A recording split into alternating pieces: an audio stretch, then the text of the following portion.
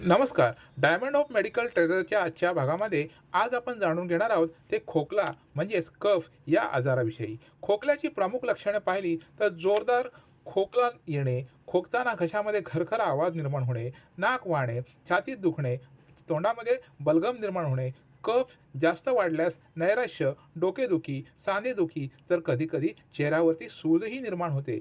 खोकल्याच्या गंभीर स्वरूपामध्ये खोकल्यासोबत कधी रक्तही पडू शकते. खोकल्याचं प्रमुख कारण पाहिलं तर खोकला हा सर्वसामान्य आजार आहे, जो सर्दी, ॲलर्जी किंवा संसर्गामुळे निर्माण होतो. खोकल्यासाठी आयुर्वेदिक औषधं पाहिली तर शीतोपलादी चूर्ण, यष्टीमधी चूर्ण, अडुसा चूर्ण, कंटकारी चूर्ण, हरिद्रा चूर्ण, पिंपळी चूर्ण, लक्ष्मीविलास रस यासारखी औषधं आपण आयुर्वेदिक तज्ज्ञांच्या सल्ल्याने घेऊ शकतो.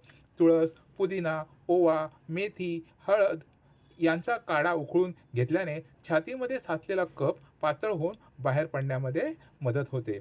हळदीच्या पाण्याने गुळण्या केल्यास खोकल्यामध्ये आराम मिळतो. यष्टीमधू चूर्ण म्हणजे ज्येष्ठमध पावडर मधासोबत घेतल्याने आराम मिळतो. आवळ्याचा रस मधासोबत घेतल्याने सुका खोकला आणि ओला खोकला कमी होण्यास मदत होते.